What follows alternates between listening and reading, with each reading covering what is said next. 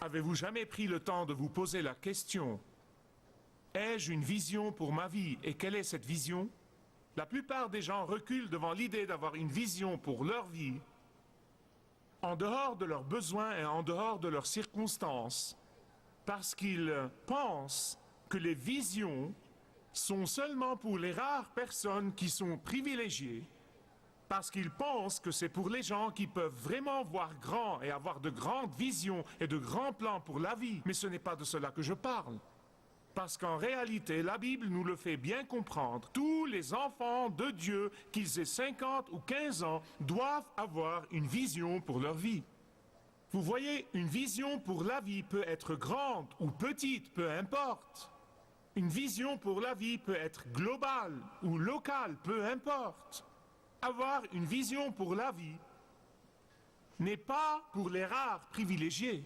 Avoir une vision pour votre vie qui doit être la vision de Dieu pour votre vie est la vocation de chaque enfant de Dieu. Mais je pense que ce qui fait trébucher la plupart des gens au sujet d'avoir une vision pour leur vie, c'est la définition même de la vision. Qu'est-ce qu'une vision? C'est voir le besoin et répondre à ce besoin. Aussi simple que ça. C'est voir le besoin et répondre à ce besoin. C'est une vision. Car quand Dieu met ce besoin particulier devant vous, c'est qu'il veut que vous répondiez à ce besoin. Où que vous soyez en ce moment, où que Dieu vous ait placé en ce moment, où que vous vous trouviez maintenant, en ce moment, il y a un besoin que Dieu a mis devant vous.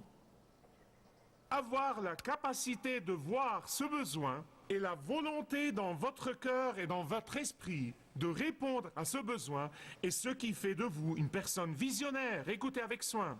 La grande majorité des gens peuvent voir un besoin, mais le problème c'est qu'il y a très peu de gens qui disent, par la grâce de Dieu et par le pouvoir de Dieu, Dieu m'appelle à répondre à ce besoin. Le problème est là. Maintenant, écoutez, je ne dis pas un seul instant, écoutez-moi, je ne dis pas un seul instant que répondre à ce besoin-là est toujours facile. Je ne dis pas ça du tout. Je ne dis pas que répondre à ce besoin ne coûte rien. Mais votre empressement à répondre à n'importe quel besoin que Dieu met devant vous est ce qui vous distingue des autres et fait de vous un homme ou une femme, un garçon ou une fille visionnaire, un enfant du Dieu vivant. C'est ce qui vous distingue. Ça, c'est la distinction. Je veux vous citer maintenant un exemple typique et simple de ce que j'entends par avoir une vision, par voir le besoin et répondre à ce besoin. Et c'est dans le livre d'Esther, dans la Bible, parce qu'Esther était une femme visionnaire. Une femme juive ordinaire qui a vu un besoin pressant et qui a essayé de répondre à ce besoin. Ah, mais écoutez, cela ne veut pas dire qu'elle n'a pas été tentée de ne pas répondre à ce besoin. Oh, elle a été tentée. Cela ne veut pas dire qu'elle n'a pas été terrifiée en essayant de répondre à ce besoin. Cela ne veut pas dire qu'elle n'a pas vécu des moments d'anxiété et de doute et d'inquiétude et d'appréhension. Elle les a vraiment vécus avant d'être appelée une femme visionnaire. Mais toutes ces choses font partie de la tâche. Il n'y a pas de mal à ça. Il n'y a pas de mal à appréhender, à s'inquiéter. Il n'y a pas de mal non plus à douter de soi-même par moments. Mais il s'agit de savoir, est-ce que vous allez surmonter vos craintes et continuer? Esther était une femme juive qui vivait en exil dans le royaume perse, l'Iran des temps modernes. Les Persans, à cette époque, dominaient le monde entier. Ils étaient la grande puissance de l'époque. Et par l'intervention souveraine de la main de Dieu, cette femme juive, cette fille juive est devenue la femme du roi de la Perse. Et elle est devenue la reine de la Perse. Maintenant, son identité juive était un secret. C'était un secret qui n'était connu que d'elle et de son oncle qui était aussi son tuteur et qui s'appelait Mardoché. Mardoché a pris en charge Esther, il l'a élevée, il lui a enseigné la parole de Dieu, il lui a appris les Saintes Écritures, il lui a enseigné et lui rappelé d'être fidèle à Jéhovah Dieu au palais. Il lui a enseigné et lui rappelé d'être fidèle à Jéhovah Dieu au milieu de l'environnement païen de ce palais. Mardoché travaillait lui-même au palais et par conséquent, il était un modèle. Il donnait l'exemple à Esther en refusant complètement de transiger sur son appartenance juive. Mardoché refusait de s'éprendre du cérémonial du pouvoir. Mardoché refusait de transiger sur ses convictions, même au risque de sa vie et de la vie de son peuple dans son entièreté. Maintenant, laissez-moi vous raconter l'histoire. Je ne l'ai pas encore commencé. Je vais vous raconter l'histoire. Vous voyez, dans le temps, avec le roi Xerxès, sur le trône de la Perse, il y avait un prince favori. Il était l'homme numéro 2. Il était deuxième dans la hiérarchie. Et il s'appelait Haman. Haman était un homme ambitieux. Haman était égocentrique. Haman était ivre de pouvoir. Haman était assoiffé de sang. Et Haman essayait de détruire et d'exterminer le peuple juif dans son entièreté. Mais ce n'était pas n'importe quel peuple, c'était le peuple même par lequel le Sauveur du monde entier, le Seigneur Jésus-Christ, allait naître. C'était en fait un plan diabolique. Pourquoi ? Simplement parce que Mardoché, un juif au palais, refusait de se prosterner devant lui comme étant un dieu. Et donc Haman décida un jour d'éliminer, de supprimer la race juive dans son entièreté de la surface de la terre, non seulement de l'Empire perse, mais de partout dans le monde où il dominait. Et quand Mardoché a appris ce plan démoniaque, ce plan diabolique, quand il a appris ce complot diabolique, il est immédiatement allé au Seigneur dans le jeûne et la prière. Il a demandé à Jéhovah de venir à l'aide de son peuple. Il a vu le besoin et il a commencé à répondre à ce besoin. C'est ce que veut dire avoir une vision. Mais ce n'était pas tout. Ce n'était pas tout. Il est allé et il s'est assuré le concours de sa nièce. Il s'est assuré l'aide de la femme qu'il avait élevée, le concours de la reine de la Perse pour servir la cause de Dieu. La femme du roi Xerxès, connue aussi sous le nom d'Assuérus, et les deux noms indiquent la même personne, les noms sont utilisés de façon interchangeable. Et il lui a parlé non seulement du besoin pressant qui s'impose au peuple tout entier, mais aussi du besoin pressant pour que quelqu'un, pour qu'elle, réponde à ce besoin avec lui. La reine Esther fut dans une grande angoisse à cause de cette situation. Quand elle a appris la nouvelle, elle a paniqué. Elle a vraiment paniqué. Écoutez-moi bien, s'il vous plaît. La raison pour laquelle je vous ai dit que c'est un exemple typique de ce que signifie avoir une vision, la vision de Dieu pour votre vie, c'est qu'Esther était quelqu'un qui a en fait vu le besoin. Mais comme la plupart de nous, elle a été tentée de ne pas répondre à ce besoin. Et je me demande, combien de nous, y compris votre pasteur, combien de nous, quand nous voyons un besoin, nous nous disons souvent, « Oh, n'est-ce pas dommage? N'est-ce pas dommage ?» Et nous restons là, à ne rien faire pour répondre à ce besoin. Ou vous pouvez voir un besoin et vous dire dans votre cœur, « Oh, je vais commencer à prier pour que Dieu réponde à ce besoin. » Dieu, le Saint-Esprit, vous dit, toi, réponds à ce besoin. Je t'ai préparé pour répondre à ce besoin. Je t'ai habilité à répondre à ce besoin. Je t'ai donné des dons pour répondre à ce besoin. Je t'ai béni pour répondre à ce besoin. Mais dans le but de justifier notre réticence à répondre à ce besoin, nous disons, je ne peux pas faire ça. Je ne suis qu'une personne. Mais, Michael, tu ne comprends pas, cela veut dire risquer tout ce que j'ai travaillé dur pour avoir. C'est pourquoi Mardochée a défié Esther quand elle a hésité. Comme nous tous, elle a hésité. Et il l'a défiée. Non seulement de répondre à ce besoin pressant, mais encore à son propre besoin pressant de répondre à ce besoin. Et donc, il lui a dit, j'aimerais que nous mémorisions tous ces paroles. Il lui a dit, et qui sait si ce n'est pas pour un temps comme celui-ci que tu es parvenu à la royauté? Je crois ça de tout mon cœur. Je crois que Dieu dit ça à chacun de nous, comme quoi il nous a amenés au royaume pour un temps comme celui-ci. Si vous vous accordiez un moment tranquille pour écouter la voix de Dieu, je suis convaincu que vous l'entendriez vous dire ces paroles. Il vous a amené au royaume pour un temps comme celui-ci. Et le tout premier pas pour discerner et voir un besoin et vouloir répondre à ce besoin, le tout premier pas pour être un homme ou une femme, un garçon ou une fille visionnaire, c'est de reconnaître que Dieu vous a amené à son royaume pour un temps comme celui-ci.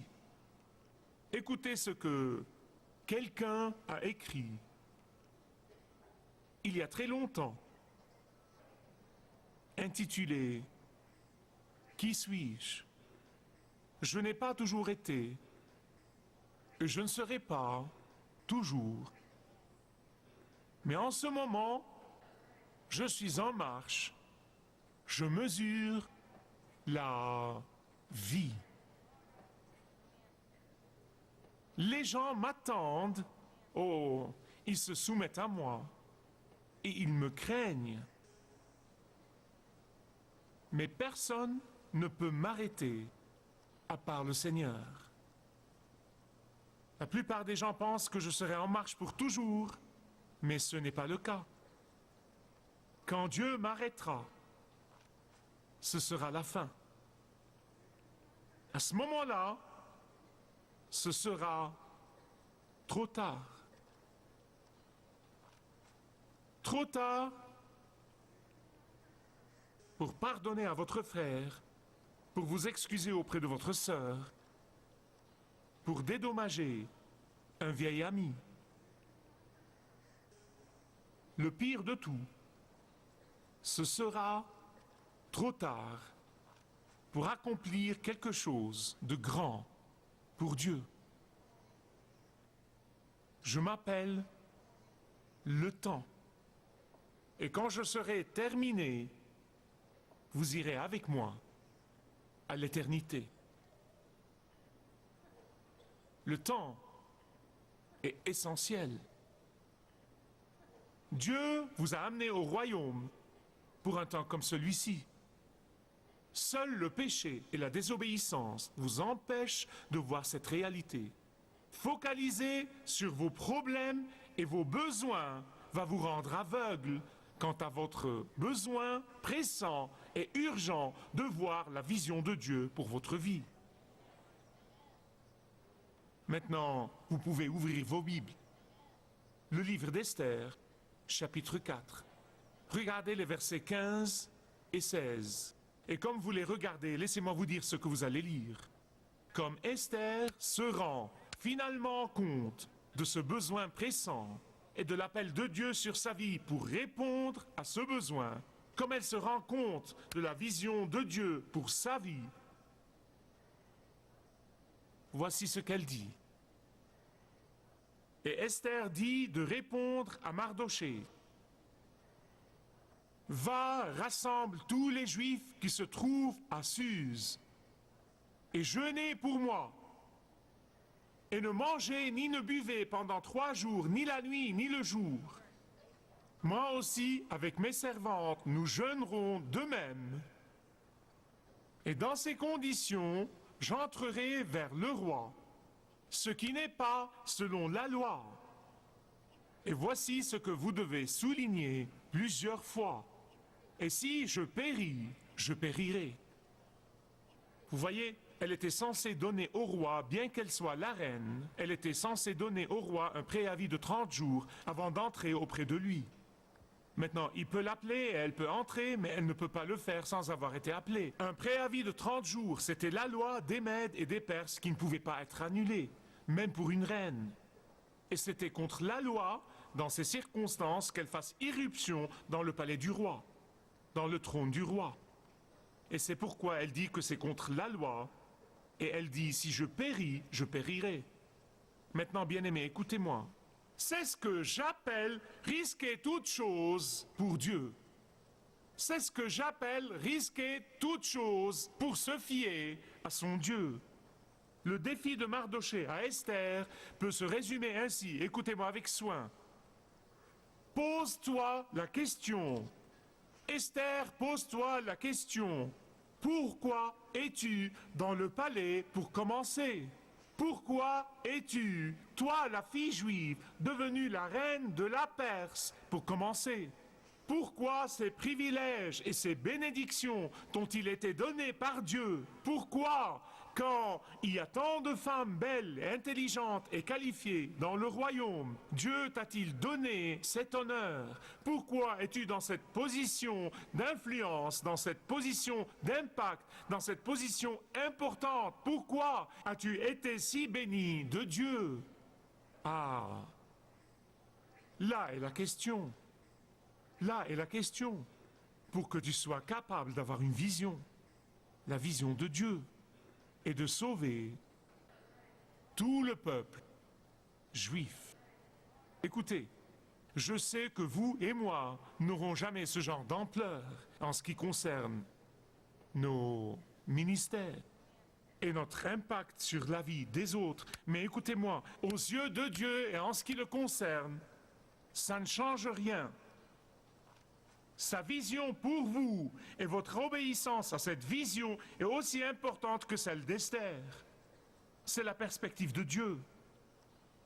Laissez-moi donc vous adresser le même défi que Mardochée a adressé à Esther. Qui que vous soyez, où que vous soyez, Dieu vous a sauvé du péché et de la mort pour un but. Dieu vous a donné des dons spirituels, des dons exceptionnels pour un but précis. Qu'allez-vous en faire? Allez-vous voir le besoin et regarder de l'autre côté? Ou allez-vous voir le besoin et avec le pouvoir de Dieu et la force de Dieu et la grâce de Dieu, répondre à ce besoin? Je suis convaincu qu'au dernier jour, quand la Bible parle du jugement et du grand trône blanc où tous les croyants vont faire un compte-rendu de leur vie, je suis convaincu qu'en ce grand jour, Dieu ne vous demandera pas votre part dans la bourse internationale. Il ne fera pas ça.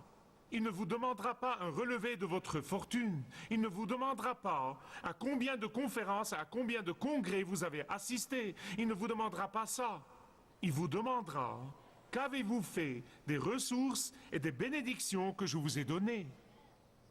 Si chacun de nous, dans cette salle, gagne une seule personne, gagne une personne pour Jésus en un an, je vous promets, nous pouvons gagner cette ville pour Jésus-Christ. Nous pouvons changer le pays, le monde. Vous dites, Michael, tu es fou. Non! Il y avait 12 chenapans consacrés à Jésus-Christ et la Bible dit qu'ils ont bouleversé le monde entier. Et je dis ça parce que je suis un chenapan moi aussi. Je le suis vraiment.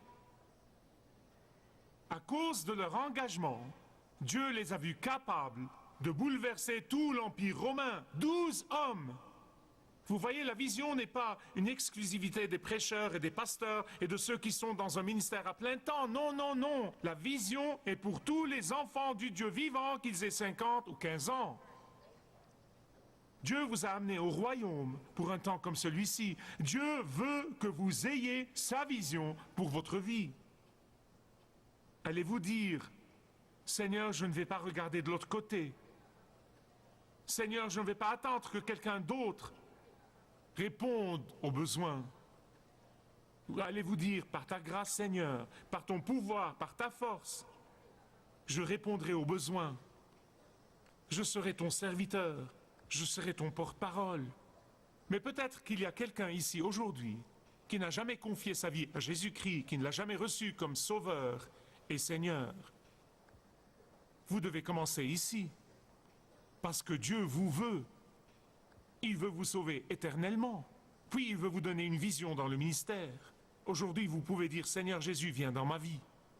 Nous allons dans un instant chanter un de mes cantiques préférés. Françoise Havergal a écrit ce cantique il y a très longtemps. Et bien qu'elle fût pratiquante, elle n'a jamais vraiment confié sa vie à Jésus-Christ et reçu une vision pour sa vie jusqu'au 2 décembre 1873. Et chaque 2 décembre des années ultérieures, elle invitait tous ses amis. Elle était une dame riche, elle était une dame fortunée. Et ils chantaient ce cantique que nous chanterons dans un instant, pour l'anniversaire de son salut, pour l'anniversaire de sa vision. Mais elle avait écrit toutes les strophes du cantique, sauf la dernière. Et ils chantaient ces strophes. La dernière n'a été écrite que quelques années plus tard. Parce que chaque fois qu'elle chantait le cantique, « Prends ma vie et qu'elle te soit consacrée, Seigneur », le Seigneur lui disait, « Françoise, tu as dans ton tiroir ces bijoux qui ont une immense valeur. Françoise, je veux que tu me les donnes. »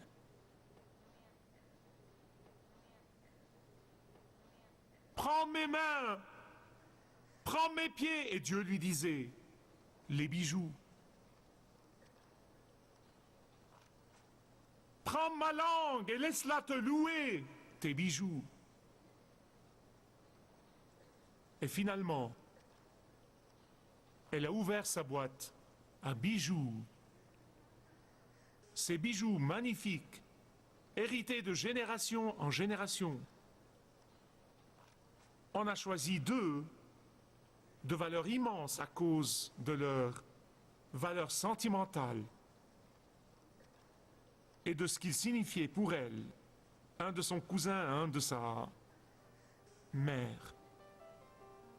Elle les a gardés et elle a pris la boîte, l'a enveloppée, et elle est allée à la Société de l'Église missionnaire, on l'appelle CMS en Angleterre, et elle l'a donnée. Ah. Ensuite, elle a été capable d'aller à la maison et d'écrire la dernière strophe. Prends mon argent et mon or.